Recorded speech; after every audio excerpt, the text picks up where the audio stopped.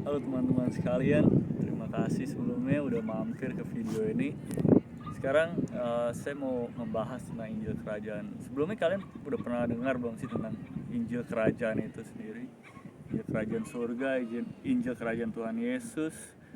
Karena em, banyak Injil yang telah diberitakan, tapi bukan merupakan Injil yang ditulis di Alkitab. Kalau kita lihat em, bahwa di Alkitab bilang Tuhan Yesus bakal datang kembali. Di kedatangan yang pertama, dia datang sebagai Mesias, sebagai um, seorang penebus untuk dosa-dosa manusia, dosa-dosa kita semua. Bagi yang bertobat dan memberi diri dibaptis dan menerima Roh Kudus yang dicurahkan daripada dia waktu dia terangkat ke surga. Dan di kedatangan yang kedua, dia bakal datang sebagai hakim, hakim yang adil, yang akan menghakimi setiap orang yang hidup dan yang mati. Dan dia akan datang sebagai raja dan berkuasa atas surga dan atas bumi ini. Oke, jadi sebelumnya kita bahas di sini tentang Injil Kerajaan. Karena di 1 Korintus 4 ayat 20 dibilang, sebab kerajaan Elohim bukan dalam perkataan, melainkan dalam kuasa. Jadi kalau kita lihat di sini, bukan cuma Injil yang bilang, oke, percaya Tuhan Yesus, pergi ke gereja tiap minggu, jadi orang baik, jangan berbuat jahat, jangan berdosa, jangan melakukan dosa dan lain-lain. Tapi di mana kuasanya? Apa kuasa yang dibilang ini? Apakah ada kuasa yang bekerja dari Injil yang diberitakan itu? Jika itu nggak sesuai dengan apa yang dikatakan di Alkitab. Oke, kalau kita lihat, jadi kuasa seperti apa? Di Lukas 4 ayat 18-19 dibilang, Roh Tuhan ada padaku, karena dia mengurapi aku. Dia telah mengurapi aku untuk menginjil kepada orang-orang miskin. Dia telah mengutus aku untuk menyembuhkan orang-orang yang hancur hati, untuk mengkhotbahkan pembebasan bagi para tawanan dan pemulihan penglihatan bagi orang-orang buta, untuk mengutus dalam kebebasan orang-orang yang tertindas, untuk mengkhotbahkan tahun perkenanan Tuhan. Jadi ini bukan sekedar kata-kata belaka, tetapi ada kuasa Tuhan yang bekerja di dalamnya. Bekerja untuk apa? Untuk mengubahkan hidup seseorang, untuk melepaskan orang dari belenggu dosa, daripada maut. Karena upah dosa adalah maut. Dan bukan cuma itu aja, dibilang di sini adalah even sakit hati, sakit penyakit secara fisik atau secara batin, ataupun bahkan spiritual dan mental. Jadi ada kebebasan, ada kesembuhan di dalamnya dari Injil ini, ada kekuasaan, ada kepuasan juga. Karena Tuhan lah yang memuaskan hati kita semua. Ada pemulihan, ada perubahan hidup yang terjadi dalam orang yang menerima Injil ini. Tetapi sebelumnya kita harus lihat apa yang harus dilakukan. Dan tapi sebelum itu saya mau bahas dulu nih, bahwa Injil ini memiliki kuasa untuk mengubahkan orang, untuk memberikan hidup yang baru, hidup yang kekal. Ada kuasa kebangkitan Kristus di dalamnya, ada Roh Kudus, ada manifestasi kerajaan Tuhan di sini. Contohnya, kalian pernah nggak sih ngerasa setiap pergi ke gereja setiap minggu, tapi hidup gini-gini aja, nggak ada perubahan, tetap aja ngelihat orang lain juga, dia pergi ke gereja, ngakunya orang Kristen, tapi kehidupannya juga malah membuat orang lain tersandung untuk nggak mau ke gereja, ataupun membuat orang melihat kekristenan itu sebagai hal-hal yang gue bisa lebih baik kok gitu. Tapi kita jangan melihat dari sisinya ini, dari sisi negatifnya ini, karena banyak orang-orang yang memang sebelumnya juga tertipu karena mereka hanya menggunakan Injil yang nggak lengkap, yang hanya separuh-separuh, dan datang ke gereja nggak pernah baca Alkitab, nggak pernah punya hubungan pribadi dengan Tuhan, nggak pernah berdoa secara langsung pada Tuhan, dan nggak ada pengalaman pribadi. Makanya mereka nggak mengerti tentang hal-hal ini. Tapi jangan takut teman-teman, di sini kita akan bahas lebih lanjut bahwa apa itu Injil Kerajaan dan bagaimana respon kita seharusnya sebagai orang yang percaya. Oke. Sekarang gini, setelah kalian percaya sebagai menjadi orang Kristen, apakah kalian sendiri merasakan ada perubahan dalam hidup kalian? Contohnya, apakah kalian masih berada di bawah belenggu dosa, di bawah ketergantungan, sakit penyakit? Contohnya, belenggu dosa adalah benci, percabulan, pornografi, masturbasi, ketergantungan akan obat-obatan, ketergantungan akan minuman keras, sakit penyakit fisik, batinia ataupun secara spiritual, adanya kuasa gelap yang bekerja di kehidupan kalian karena mungkin ada penyembahan berhala atau menyembah roh-roh jahat, atau kutuk, hidup seperti nggak ada berkat, selalu nggak pernah berhasil, apa yang dilakukan gagal terus. Contohnya ada keluarga terdekat yang meninggal sebelum waktunya, keluarga sering bertengkar, antara orang tua dengan anak, suami dengan istri, nggak akur, bahkan sampai menghasilkan perceraian. Ada sakit hati, nggak bisa memaafkan orang lain, trauma bahkan terhadap apa yang telah terjadi di masa kecil akibat orang lain, atau yang telah menyinggung hati sampai nggak bisa memaafkan. Ada depresi, kecemasan akan hidup, perasaan tidak tenang, kepahitan, akar-akar pahit yang tumbuh karena nggak bisa memaafkan ini. Yang perlu kalian sadari di sini, ini semua adalah dosa, hasil daripada dosa, buah-buah daripada dosa. Karena semenjak kejatuhan Adam, dosa berkuasa atas umat manusia.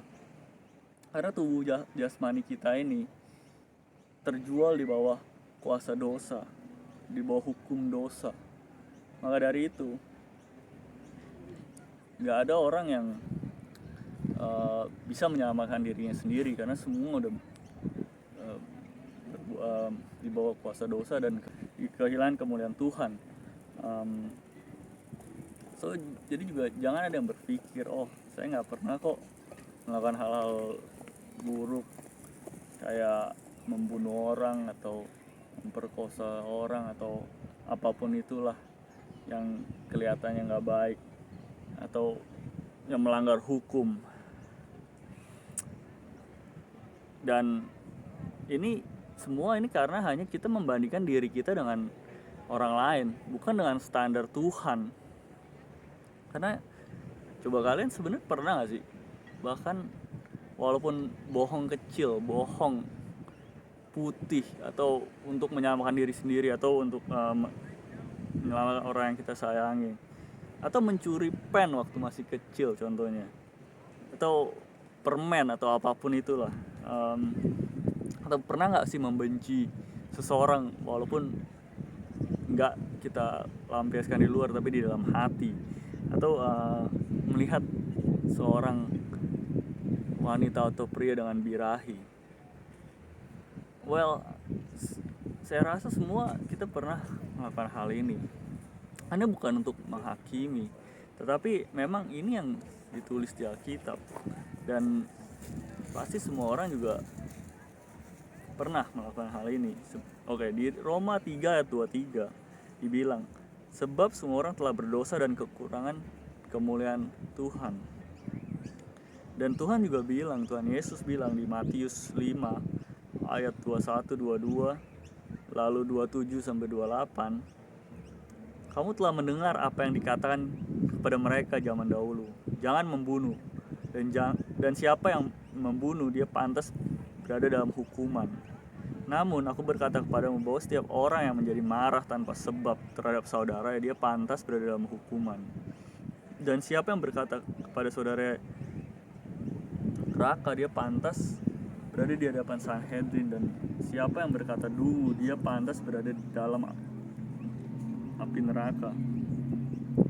Kamu sudah mendengar apa yang telah dikatakan kepada mereka pada zaman dahulu, jangan berzina. Namun aku berkata kepadamu bahwa setiap orang yang memandang seorang wanita dengan bernafsu terhadapnya, dia sudah berzina di dalam hatinya.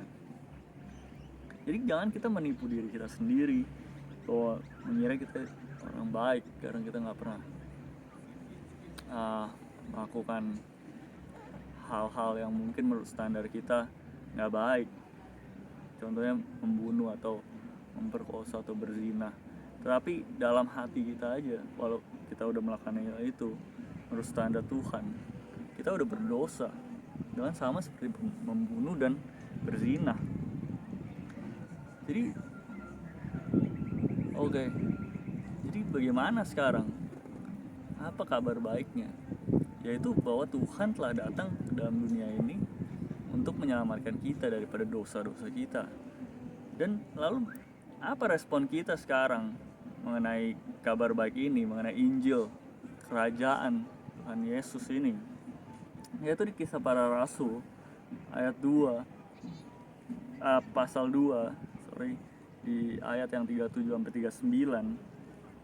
Dan setelah mendengarkan, mereka tertusuk dalam hati, lalu berkata kepada Petrus dan rasul-rasul lainnya, "Hai para pria, saudara-saudara, kami harus melakukan apa?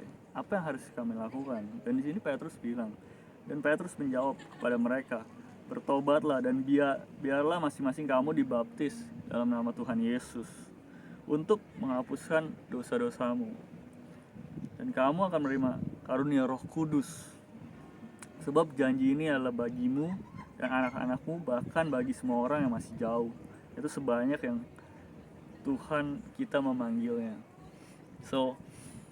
Jadi ini adalah respon yang seharusnya kita lakukan terhadap Injil. Apa yang udah dilakukan Tuhan Yesus di atas kayu salib, mati buat kita, untuk menyelamatkan kita daripada dosa-dosa kita. Karena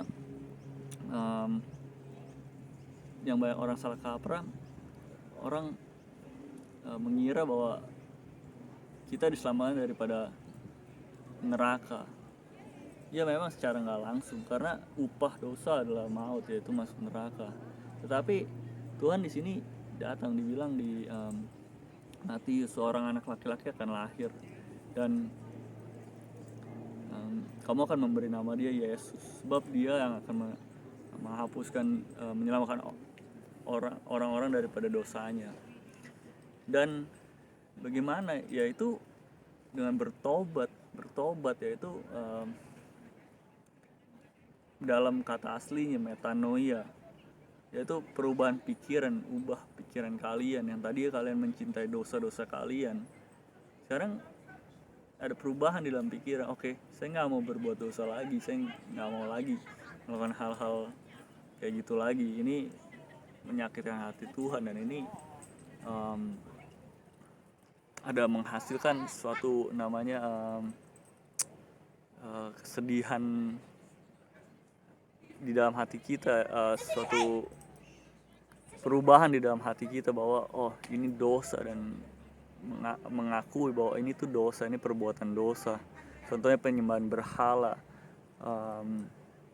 kebencian, dan nggak bisa memaafkan, perbuatan tidak senonoh, pornografi, masturbasi, seks di luar nikah, kata-kata kasar, kata-kata hujat, dan bohong, mencuri, walaupun mencuri kecil atau apapun itu, bohong putih. Hal ini adalah dosa, dan ketika kita menyadari hal ini, dimana perubahan pikiran dan hati kita juga ada kesedihan yang berasal dari Tuhan. Dan juga kita harus melakukannya dalam tindakan kita, yaitu menghentikan semua perbuatan dosa ini dan gak melakukannya lagi dan berpaling kepada Tuhan. Punya iman di dalam Tuhan. Iman bukan hanya cuma sekedar percaya secara pikiran kita atau ucapan, ya betul mengaku dosa dan percaya kepada Tuhan, tetapi juga dalam tindakan. Itu selanjutnya apa? Berilah dirimu dibaptis untuk pengampunan dosa-dosamu, untuk membersihkan semua dosa-dosamu. Maka Tuhan bakal mengampuni setiap dosa-dosa kita yang udah kita lakukan dan gak akan mengingatnya lagi, membuat yang tadi yang merah menjadi putih seperti salju. Dan kita dibaptis yaitu di dalam nama Tuhan Yesus, masuk ke dalam kematiannya, dibaptis ke dalam apa yang udah dia lakukan di atas kayu salib. Itu menjadi satu dengan kematiannya. Tubuh daging kita disalibkan, mati, dikuburkan waktu masuk ke dalam air, dan waktu bangkit yaitu keluar dari dalam air, kita menjadi sama satu dengan kebangkitannya, dengan kuasa kebangkitan dia. Dan kita akan menerima Roh Kudus lah itu. Jika kita meminta kepada Bapa di surga, ya dia akan memberikan Roh Kudus kepada kita yang memintanya. Dan kita harus terus meminta sampai Roh Kudus itu diberikan kepada kita, karena Roh Kudus sudah dicurahkan. Dan ini janji Tuhan buat semua yang meminta, karena siapa yang mengetuk, pintu akan dibukakan, siapa yang mencari, dia akan menemukan. Jadi ini adalah hal yang persisten, yang terus-terus dilakukan sampai kita menerima janji Tuhan ini. Dan dia gak pernah gagal, dia gak pernah berdosa, karena gak ada dusta di dalam Tuhan. Barang siapa yang berseru kepada dia dengan hati yang tulus, dia pasti menjawab. Jadi asalkan kita punya iman dan tindakan kita juga sesuai dengan apa yang diberitakan oleh Tuhan dalam Injilnya, maka kita akan menerima janji keselamatan ini. Bahkan bukan hanya kita, tetapi untuk anak-anak kita dan sejauh dimana Tuhan memanggil.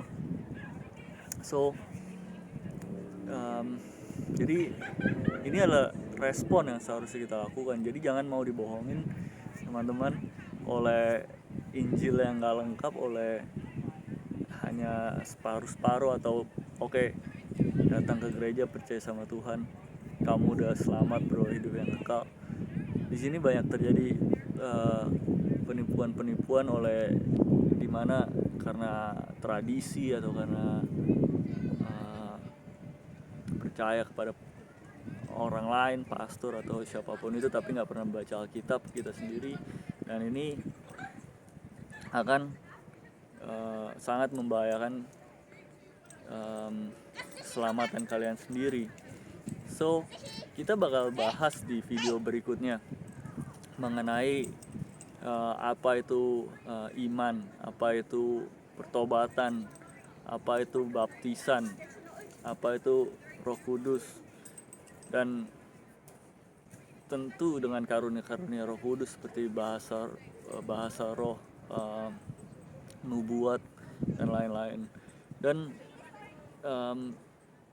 jika kalian ada pertanyaan ataupun ada komen ataupun butuh doa, kalian bisa kontak komen di bawah ini, juga di deskripsi berikut ini. Oke, sebelumnya sampai jumpa di video berikutnya. Tuhan berkati.